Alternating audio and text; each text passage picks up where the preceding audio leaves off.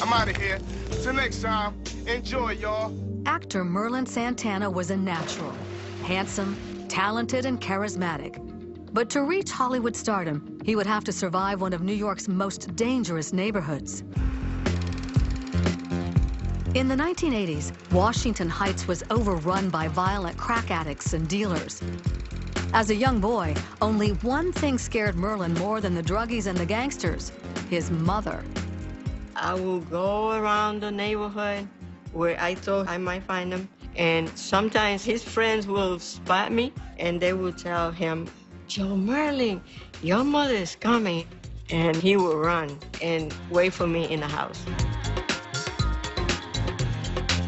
For Merlin, acting was a godsend.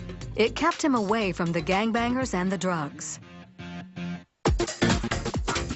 He got all kinds of acting jobs. He got Broadway shows, sitcoms, movies. He was so busy that by the time he turned 13, he told his manager he didn't want to do no more commercials because he was too busy. Merlin's career takes a big leap in 1990 when he stars in a play called Hey, Little Walter. By chance, comedian Bill Cosby sees the show and wants Merlin for his hit TV series.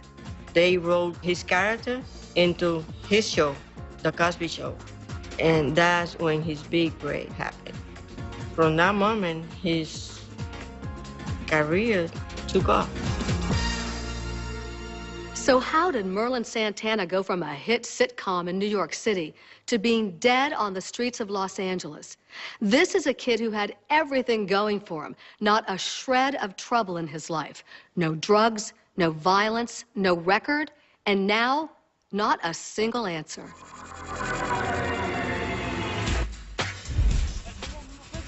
Mr. Santana was still seated in the passenger seat. He suffered a gunshot wound to the back of his head. Of course, there was a tremendous amount of blood spatter inside of the vehicle. Just before 3 a.m., Merlin Santana is pronounced dead at the scene. Police quickly seal off the intersection and the street where the shooting took place. We discovered 9 .30 caliber casings. 30 caliber bullet can also be construed as an assault-type rifle. It's a bullet that can cause a lot of damage. Despite the multiple rounds fired at the car, it's a single freak rifle shot that kills Merlin. The bullet actually entered the trunk of the car, went through the back seat, went through the passenger side headrest, hit Merlin Santana in the back of the head. The fact that it took that trajectory and ended up killing Merlin Santana was just incredible. Lucky shot. Or unlucky for Mr. Santana. Not just unlucky, but tragically unfair. If it hadn't been for that great opportunity on The Cosby Show, Merlin Santana might never have been on that dark street in Los Angeles. But his endearing role as Stanley served as a springboard to stardom and to Hollywood. When The Cosby Show ends, Merlin is cast in another series, Getting By, a quirky interracial sitcom filmed in Los Angeles. By the age of 19, Merlin is living the dream. He loved LA. He liked it a lot. But moving to Hollywood is a big gamble. Probably one of the hardest things that you have to do as a child actor is to make the transition from child actor into adult actor. It requires an incredible amount of guidance. Merlin was probably one of the 5% of child actors who make a transition. Unlike many Hollywood newcomers, Merlin avoids the pitfalls of celebrity. He stays away from drugs and the fast lane, preferring to live in the safe bedroom community of North Hollywood, tucked away in the San Fernando Valley. Work pours in for the handsome young actor, and in 1996, Merlin lands a prime role on The Steve Harvey Show. He would stay with the series for 6 seasons. He was making his mark, slowly making his mark in the industry. He was up and rising.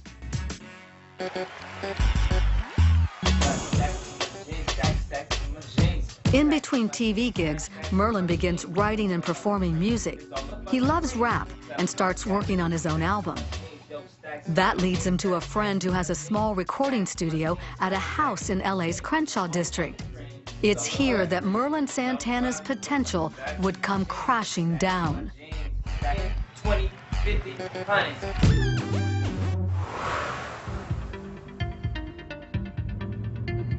It was a Friday night, November 8th, 2002. Opportunity and timing played a pivotal role in Merlin Santana's fate. He wasn't even supposed to be in Los Angeles that weekend. Merlin had made plans to go back to New York and visit his family.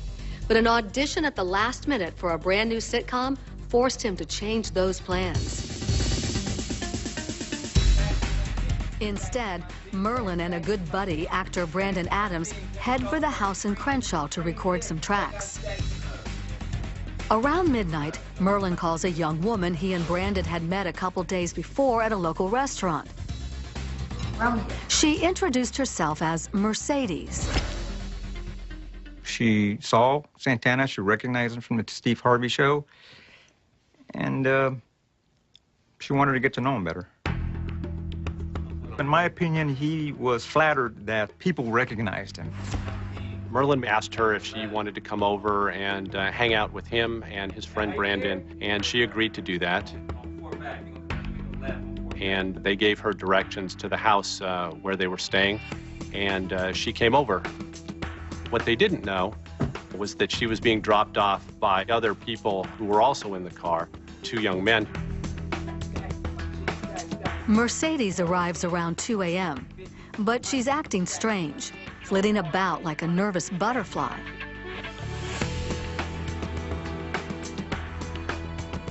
In a few minutes, she makes a phone call, then says she has to leave. This raised some suspicion on Brandon Adams' part. So Brandon followed her out of the house and saw her get into a large SUV, which then drove a few blocks away and stopped. Brandon goes back in and tells Merlin he doesn't like what he's seen. They decide it's time to get out of the house.